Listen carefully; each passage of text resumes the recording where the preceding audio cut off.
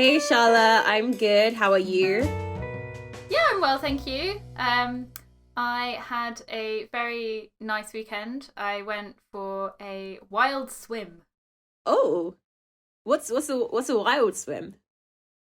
It's it's a bit of a stupid way of talking about outdoor swimming, but we want to make it sound more exciting, by saying it's like wild. But I just mean that I went swimming in a Ah, lake. I see. Interesting. How was it? Are you? It was cold. It was very cold. Um, what have Wow. you been up to recently? So, my life at the moment, I've just been cheerleading a lot. We have a competition coming up soon, but this weekend I was thinking about signing up and possibly running for a committee position for the society next year. So, Ooh, you're a very yeah. busy bee. So, yeah, busy bee. And I thought, good CV points. And Hmm. speaking of CVs, I think that ties nicely into what we're going to talk about today. So, job hunting. Yes, job hunting, a classic thing that you have to start doing. Either you do more of it in your 20s or you Mm, start doing it in your 20s. I think a lot of my students, they probably didn't start work proper until they finish university. mm, So that would have involved getting a job in their 20s. But actually, in the UK, and maybe for um, lots of other people too, work tends to start a lot earlier, doesn't it? Like, when did you yeah. get your first job? So I got my first job as soon as my national insurance number came through the door. My mum was like, "You're getting a job." So I started working when I was 16. My first job was as a tutor in a tuition center. So I was tutoring ages about like 3 to 15 in maths and English. Yeah. What about you, Charlotte? You're like, so teaching has always been your calling I from the know. get go. Yeah. What can I Um, say? But I've had a lot more of an eclectic career. oh, Um, I have the jump on you. I started working at 14. is that even I legal? I know, I was hustling, man. Yeah. Um, and again, thanks, mum. It's like the British version of Tiger Mums. They're like pushing you into Yeah. employment. Pushy parents. Yeah. Um, she basically yeah, had her eye on this job that she knew was going to become available because she knew that the boy who currently did it was going off to university. So Oh, she pressured me into going in and asking the man for a job, and I was so embarrassed when I was 14. I was so mortified, but he gave it to me, and I worked in a framing shop oh, for amazing. I guess many you're like, you must years. be happy you did it now, even if at the time you're like mortified your mum forced you into it. Absolutely, it was a great job. I used to make custom frames for people. What? That's Um, very unusual. yeah, As like a first job. Yeah. it was great. And then when I went to uni, I sort of like sacked off work for a while because I was like, I've got these sweet student loans. I don't need to work. Um, Ah. and then I realized the error of my ways and that actually loans are things you have to pay back.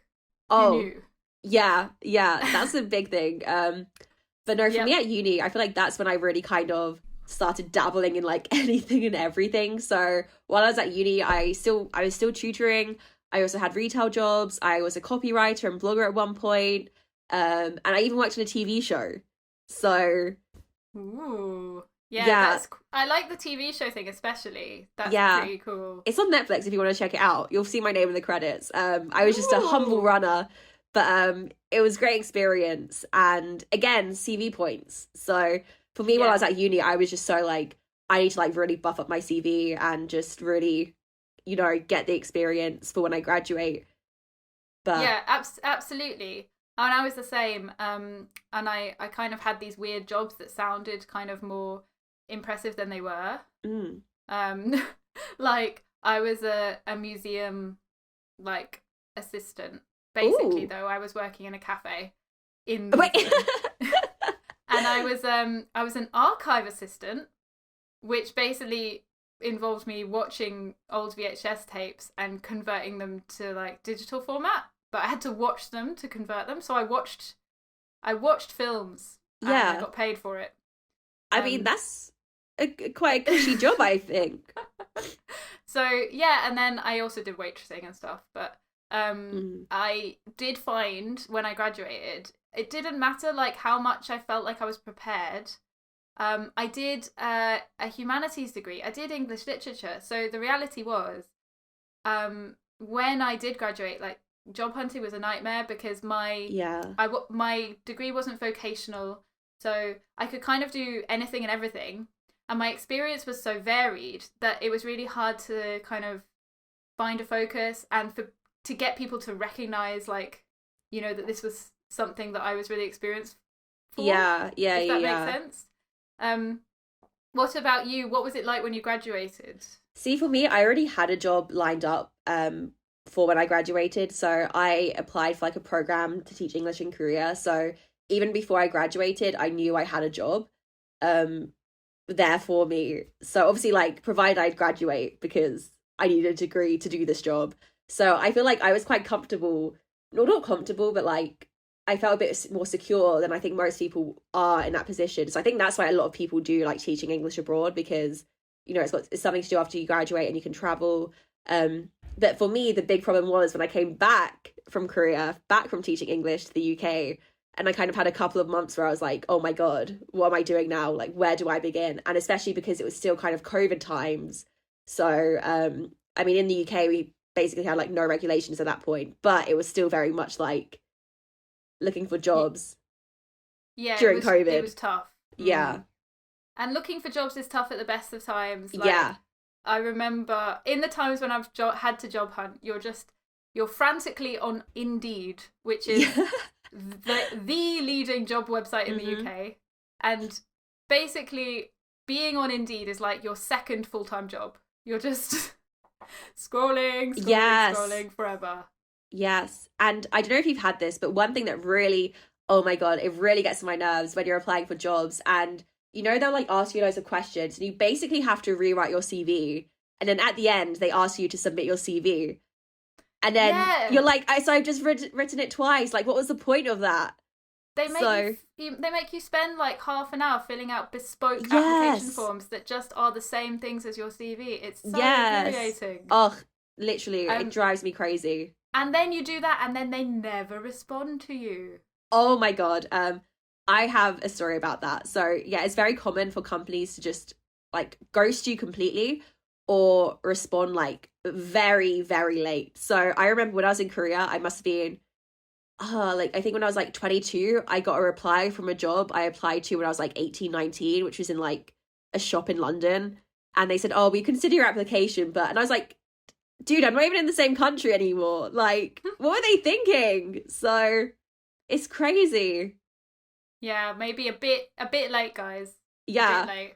Bit late. Maybe you were still hanging on, you know, hoping to hear back from them anxiously, you know, years later. So, yeah, I was like, damn, I didn't even know this company was like still going, you know, it might have closed down by then. But it's bad when you forget who you've applied to, because you applied to so many companies, and then when people get back to you and they give you a call, they'll be like, oh, so this is blah blah blah company, and you miss it, and then you're like, sorry, who are you? Yeah. And but obviously, because obviously in your CV you're like, oh, I only want to work for this company is my passion, like I would die for this company, which obviously you won't, but so then you have to like keep that up in the interview.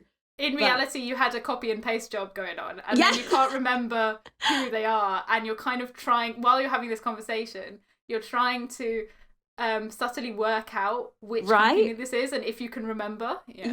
So it's crazy. But so with like regards to the application, what does your CV look like? I'm curious. I mean, I keep to the 2-page rule. Oh, 2-page? I don't know many people who do that, but I do keep to the 2-page rule. So it should only fit on one piece of paper.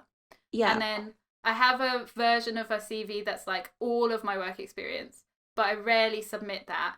Generally, I will tailor the work experience to relevant roles. Wow. Yeah, that's something I was always taught as well. Like you never just send the same CV to like every company. And I find that quite interesting because for me, I always keep it one side, one page. Well, I try to anyway. Oh, so you have literally a 1-page CV, not Yeah. even a 2-page CV. So I have to like cut a lot of, I only put the most relevant experience I think the company would like. So yeah, I'm like really cutthroat with it. I think But we're both quite unusual because I know some people who have like 10-page CVs. what? I Who know. has time to read that? I'm sorry, no, like I know, wow. and yet they get employed, so... Okay, they're doing something that I need to know I'm missing out on. But yeah, because one thing I found kind of crazy, I heard in Korea often you put your photo on applications on your CV, which Oh, that would be a big no-no here, wouldn't it? yeah, like because I think in the UK you can't even put your date of birth, like anything on your CV. It can only literally be like your name and a contact like number or email. Well, you can, but you shouldn't. Oh basically. yeah, so you can like physically do it, but yeah. So Because we've got such strong anti-discrimination laws, and they're like shouldn't be allowed to take into account your age, your sex, your appearance, yeah, within reason. Yeah, and I think if people do put their photo on a CV in the UK, people find it really strange. yeah. They think you're like, I don't know, trying to win them over with your charming looks. Exactly, like, look, you want to hire me because I'm so attractive. Yeah, it feels, yeah, it does have that kind of feeling to it, but because the only time you would do it is if you were applying for some kind of modelling position where literally that is the job. That's your job. Yeah. But well, on that note, I'm gonna call it a day, I think, and I've got a busy weekend ahead. But what are you up to, Eddie? This weekend, just more cheerleading, just more training. Yeah, that's just my life, Charlotte. But what about you? What will you do this weekend? You're just a busy bee, like I said. I think I'm going to go hiking. I think. Ooh. I know I'm going to go hiking. I think I'm going to go swimming again, but it depends how cold it is. Nice. Well, enjoy, Charlotte, and I'll see you next time. Yes, see you next time. Have fun. Bye. Bye-bye.